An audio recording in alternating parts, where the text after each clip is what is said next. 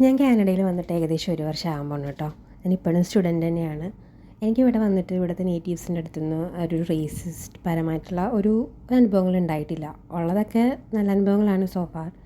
അപ്പോൾ ഇന്ന് എനിക്കുണ്ടായൊരു നല്ല അനുഭവത്തെക്കുറിച്ചിട്ട് പറയണം എന്ന് നിങ്ങൾ തോന്നിയതുകൊണ്ടാണ് കേട്ടോ ഞാനിങ്ങനെ ഒരു വീഡിയോ ഇടുന്നത്.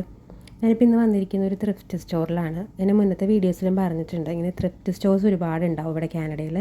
അതായത് ഇവിടുത്തെ റിച്ച് ആയിട്ടുള്ള ആളുകളൊക്കെ ഒരുപാട് അവരുടെ സാധനങ്ങളൊക്കെ ഡൊണേറ്റ് ചെയ്യുന്നൊരു സെൻറ്ററാണിത്. അപ്പോൾ ഇവിടെ കുറഞ്ഞ ചിലവിൽ അവരത് വിൽക്കാൻ വയ്ക്കും. ഇപ്പോൾ നമ്മളെപ്പോലെയും ഇവിടുത്തെ ആളുകളാണെങ്കിൽ കൂടിയും വന്ന് സാധനങ്ങളൊക്കെ മേടിക്കും കേട്ടോ. ഞാനപ്പോൾ വന്നിട്ട് എനിക്കൊരു ബ്ലാങ്കറ്റും ഒരു കംഫർട്ടർ ആവശ്യമുണ്ടായിരുന്നു. അപ്പോൾ ഞാനിങ്ങനെ നോക്കി വന്നപ്പോൾ ഇവിടെയുള്ളൊരു നേറ്റീവായിട്ടുള്ളൊരു അമ്മ, ഒരു ഗ്രാൻഡ്മ അമ്മ എന്നോട് വന്ന് സംസാരിച്ചു.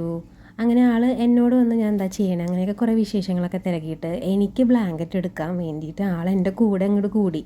അങ്ങനെ ഒരു $15 ബ്ലാങ്കറ്റ് ഞാൻ കണ്ടു. എനിക്ക് ഇഷ്ടപ്പെട്ടു. എന്നാലും $15 എന്നെക്കൊണ്ട് അഫോർഡ് ചെയ്യാൻ പറ്റാത്തൊരു കാര്യമായത് കൊണ്ടിട്ട് ഞാനതങ്ങ് വിട്ട് നിൽക്കായിരുന്നു കേട്ടോ.